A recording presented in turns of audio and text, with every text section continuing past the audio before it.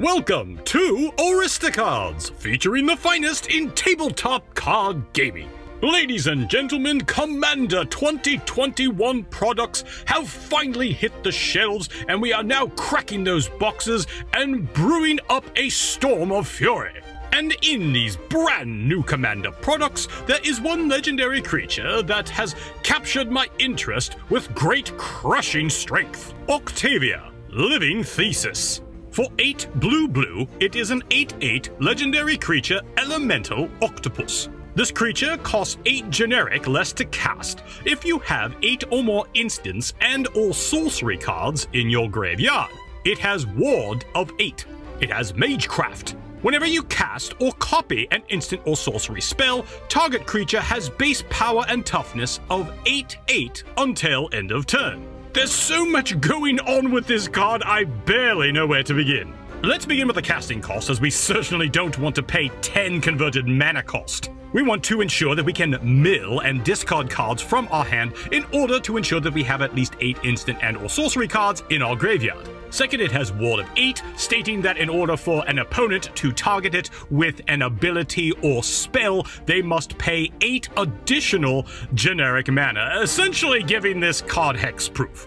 And third, we have the ability, in order to use any instant or sorcery to trigger its Magecraft and make a creature a base power and toughness of 8/8 until end of turn. That means even a simple 1/1 creature has the potential to become an 8/8. Now, this is quite a rare ability indeed. If we go and look at some of the most popular mono blue commanders, most of them are focused towards combo or card advantage or control. Aggro in mono blue is practically unheard of, and certainly not at the massive potential that Octavia can grant us. So we want most of the cards in the 99 to do one of 3 overarching things, preferably doing at least 2 of these things to get even more value. First, we want to be able to mill or discard cards from our hand in order to reduce Octavia's cost.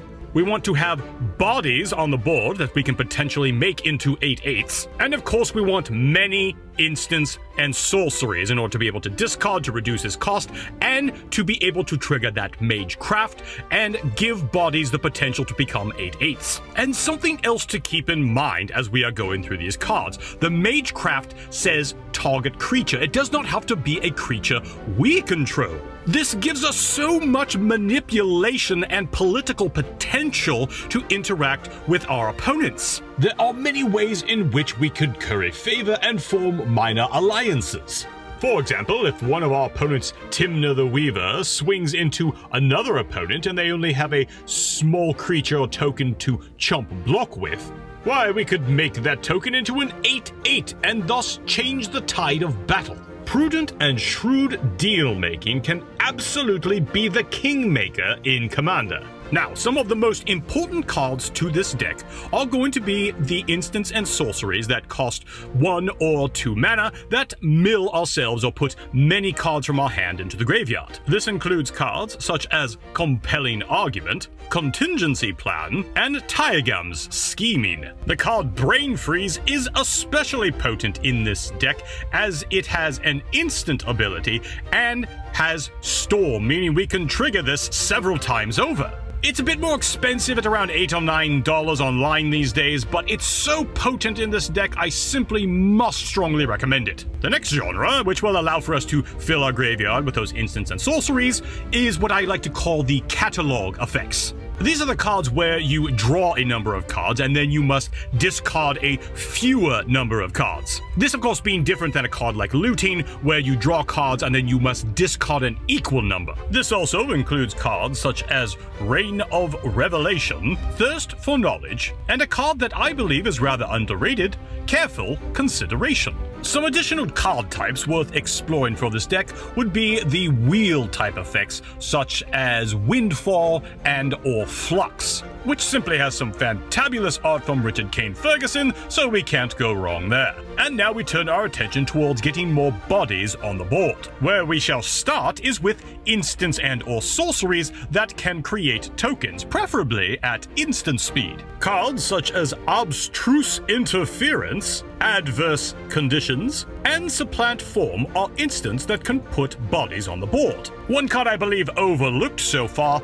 is Lazotep Plating. It actually does 3 excellent things. As an instant, it will trigger the Magecraft, it amasses 1 to put a zombie token on the board, and we can give our permanents and ourself hexproof until end of turn. Now we do need to quickly review how the stack works with this interaction with Octavia. If, for example, we played the Lazotep Plating, it will trigger Octavia's Magecraft, and at that point it goes on the stack and we must choose the target. This is on cast before the spell resolves. Therefore, we could not, for example, target that amass token with that particular instance of the Magecraft. It must be a creature that is already on the board. But of course, we could follow it up later on in the turn with another instance of Magecraft and turn that token into an 8/8. But there are indeed some summon creatures that are worth running in this deck with their particular synergy with Octavia. For example, a Spellseeker, which will allow for us to search our library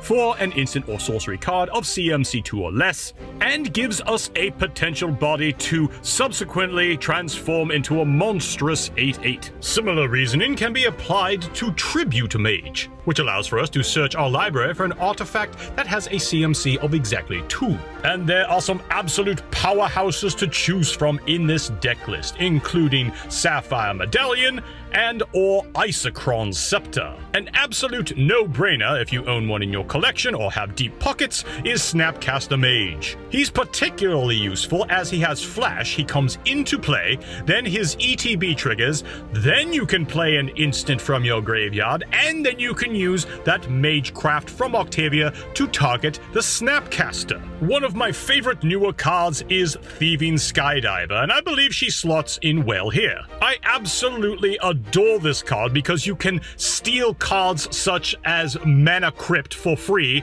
or cards such as a Mana Vault or a Soul Ring from an opponent for 1 measly additional kick of mana. And the fact that she has flying means that we can subsequently turn her into an 8/8 flying creature. A bit off the beaten path, but incredibly powerful. Here's a fun card that I simply could not resist adding to the deck list when I discovered the synergy. Thought Sponge is a 1/1 for 3 and a blue. He has flash, and Thought Sponge enters the battlefield with a number of +1/+1 counters on it, equal to the greatest number of cards an opponent has drawn this turn. So unless you cast him during an upkeep, he's always going to enter the battlefield with a +1/+1 counter, at least. But here's the interesting bit.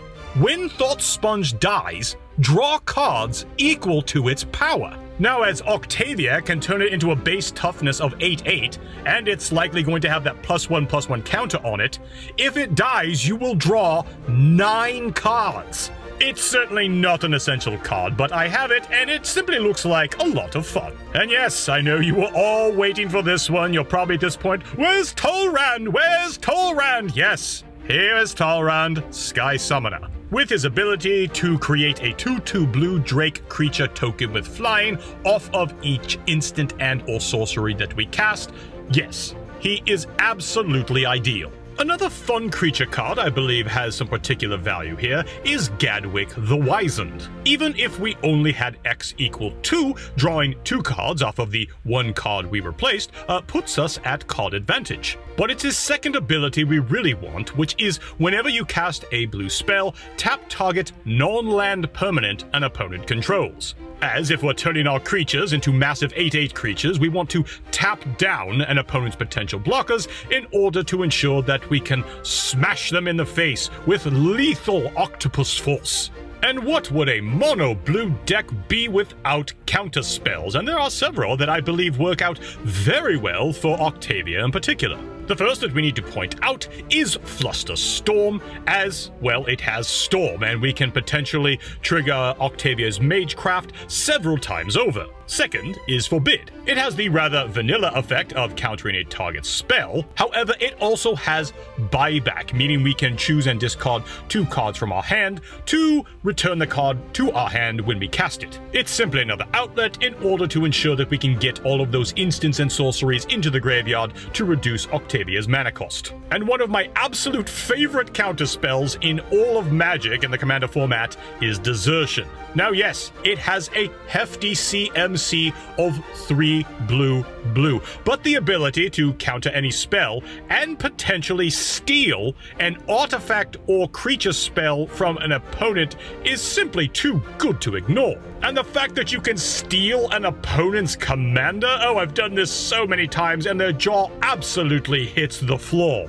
One of the best finishers in the deck is Giga Drowse. For 1 blue, it's an instant that says tap target permanent. It also has Replicate of Blue, which we don't see very often, so we should read it. When you play this spell, copy it for each time you paid its replicate cost. You may choose new targets for the copies. So what we want to do here is we want to replicate it many times over to tap down our opponent's creatures so they have no blockers, and of course we get that Magecraft trigger every time that we replicate it. One of the final points I would like to make about Octavia is that this can easily be built as a budget commander deck. You would simply need to take out some of the more expensive cards such as Snapcaster Mage or Sapphire Medallion, but we could easily pare this down to under $100 and still be competitive. And now the time has come for your thoughts, commoners. What are some of the cards that you would add into your own deck list for Octavia Living Thesis? Please do leave your comments below, as I ever do so enjoy spirited discussion. Please do like the video, hit that bell button, ever so important, and share this with your Commander playgroups. Until next time, cheers!